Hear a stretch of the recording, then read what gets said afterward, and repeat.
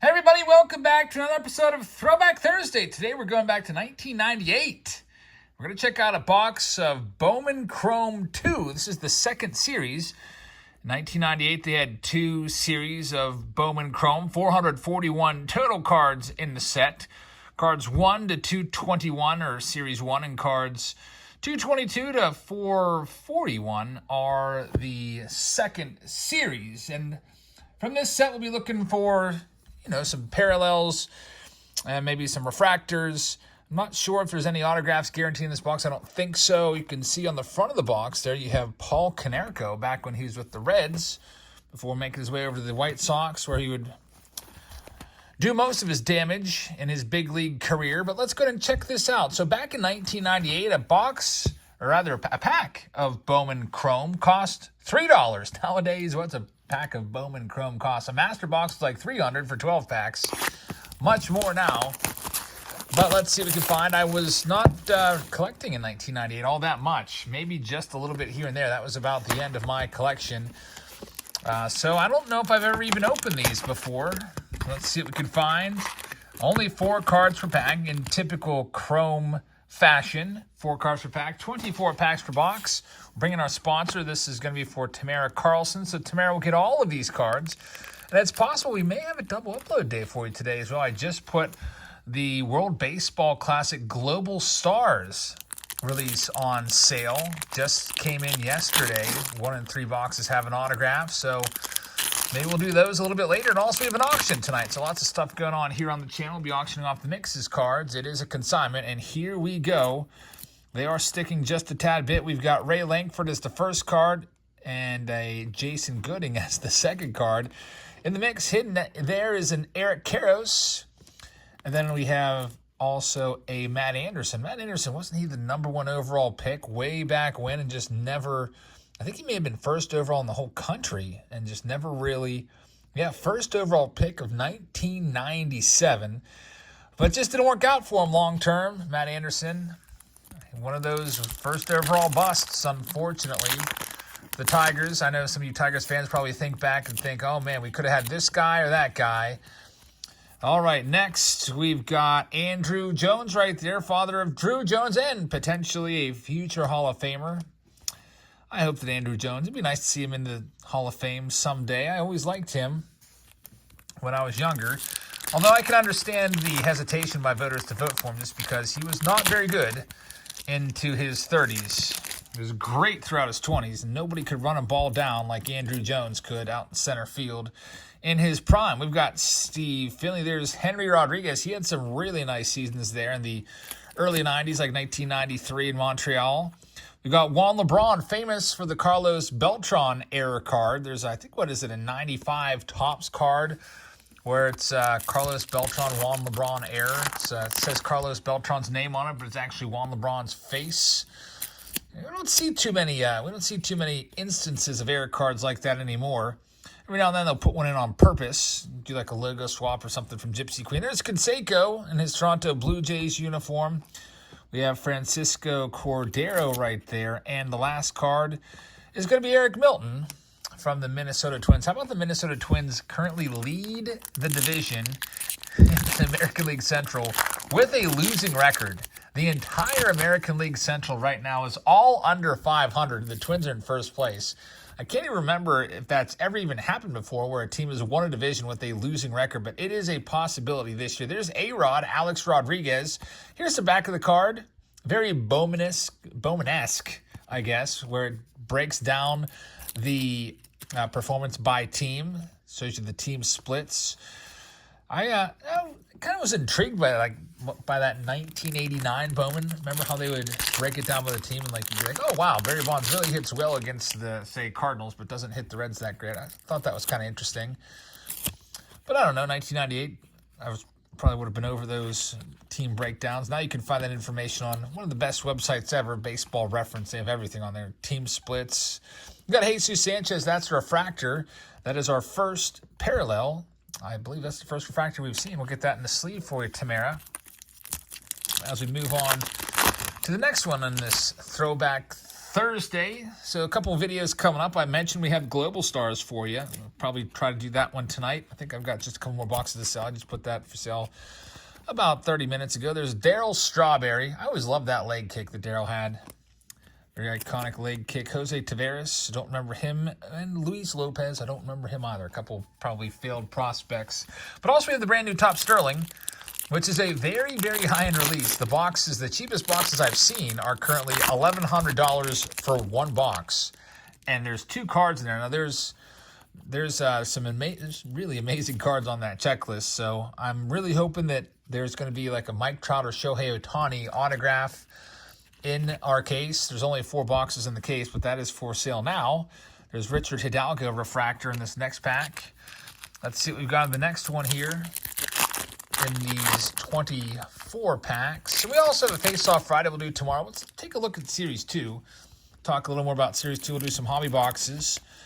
Do the current Series 2 against last year against the previous year's Series 2. So 3 boxes. The last 3 Series 2. That's a Randy Wolf rookie card right there. He had a decent career.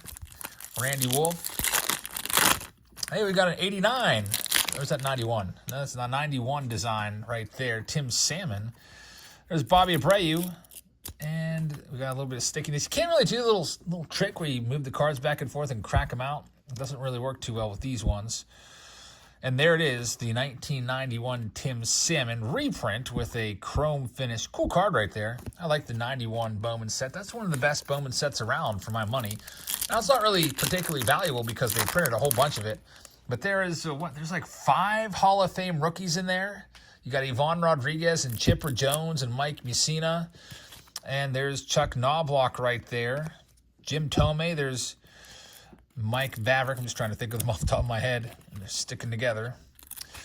Jeff Bagwell, I think, is the other one to make it 5. There's Travis Lee. Kind of an interesting background on that card with the map there of what even is that? It's like a background of like Los Angeles. Maybe he's from there. He was born in San Diego, so I guess that's why they have a picture of San Diego on the back. Why does Travis Lee get the treatment? Well, Travis Lee was a big star rookie in 1998, so I guess they thought that'd be cool to put a map on the background. All right, we got the Big Hurt, Frank Thomas. These are nice-looking cards. You see all the manufactured autographs on the sides. I don't think this set has autographs in it, by the way, which kind of stinks. JD Smart. I was looking through the checklist a little bit, doing a little bit of research. I was going on Baseball Cardpedia. I'm looking at the insertion ratio, and I don't see any autographs mentioned there whatsoever. Got refractors, international refractors, golden anniversary cards, and inserts as well, but no mention, unfortunately, of autographs. The toughest pull that we're looking for, the most valuable pull, is going to be the golden anniversary cards. Those are numbered to 50. The odds on those are 1 in every 164 packs, and if you can find a golden anniversary refractor, well, then you're in luck because those are 1 in 1,200 packs. I've not seen those yet. We did get a reprint, which is 1 in every 12 of the Tim Salmon. It's kind of cool. Here's the next one up. As we work on this second stack, good old 98 Bowman. These boxes, in case you really like them, they can have them on eBay for about $80. I paid $80 at a card show a couple weeks ago for this because I'd never opened this box before. It's Brent Billingsley. And we've got Mike Caruso as the last card there. On to the next pack. And we've got a Jackie Robinson reprint. That'll be kind of cool. Nice. So it's going to be a Jackie Robinson coming up. Fred McGriff, Hall of Famer Fred McGriff. We've also got Scott Williamson right there. And there's the Jackie Robinson. And it's a refractor as well, even better. And I think there's something sticking to Scott Williamson. It's going to be Andrew Vessel. So that's a nice card right there. Jackie Robinson reprint refractor is 1 in every 36. So that's a good pool. 1 in every 36 packs. That's 1 every other box for a reprint refractor. Here we go with this next one. We've got Derek Bell leading things off. Pirates fans hated Derek Bell because he quit on us. He was a free agent signing. He's like, I'm not playing for Pittsburgh. Those guys are terrible. And I guess he wanted more money or something like that. And he's like, I'm not going to play until you give me more money to play for your crappy town. and parked his little houseboat right outside of PNC Park and went into what he called Operation Shutdown. Did not endear him to Pirates fans. Needless to say, he didn't last too much longer in Pittsburgh, and then he just ran out of town. I don't think he played again after that. We got our third reprint right here. Very nice. This one is going to be Tino Martinez. That'll be an 89. 89 Bowman coming up. There's John Smoltz, who's a Hall of Famer. And there's Tino. I love the 89 Bowman set. I just didn't like that they put him on those oversized cards. I thought that was weird.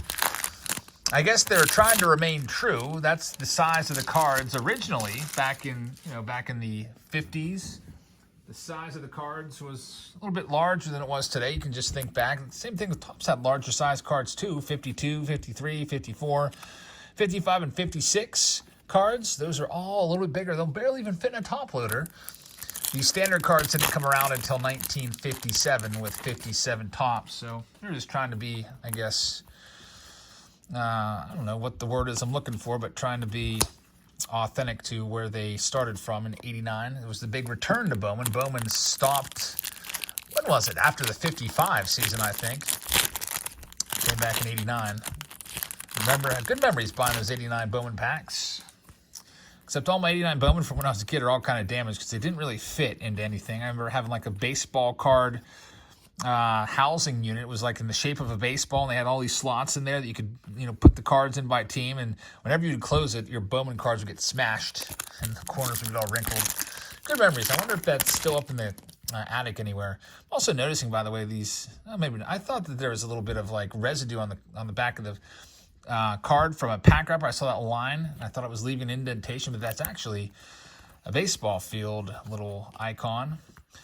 We've got Jason LaRue right there, and there's a refractor of Robert Lucy. Again, he gets a map because he was born in California, so I don't know, maybe he was a big prospect. I don't remember him whatsoever, though.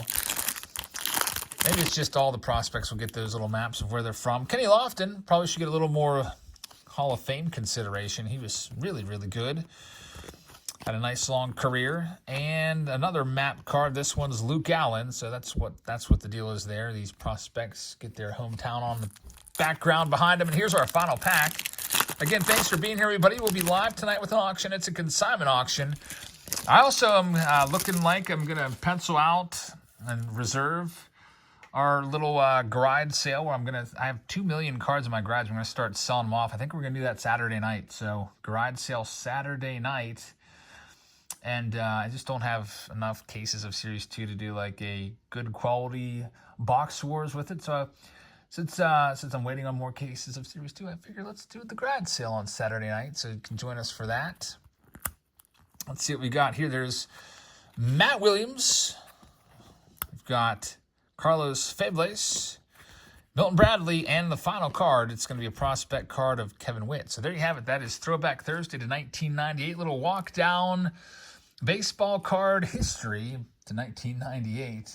And it's always fun to open these boxes that I never opened before. And maybe for some of you, you haven't even thought about in years and years, and see them opened again. It's always fun to do this series. So thank you very much, Tamara, for sponsoring this one. And thank you to everybody out there watching. Again, tonight I'll have probably a second video for you. I'm going to do the new release preview video of either Sterling or Global Stars, whichever one sells out first. And then we will do the live auction consignment of the mix. One of our moderators has sent in 5 flat rate boxes worth of stuff, and I think that he has designated 4 of those flat rate boxes to be kitchen sinks. So big lots of cards will be auctioned off tonight. Check us out for that. Thank you very much for watching. Have a great rest of your Thursday, and I'll see you in a little bit. Good night, everybody.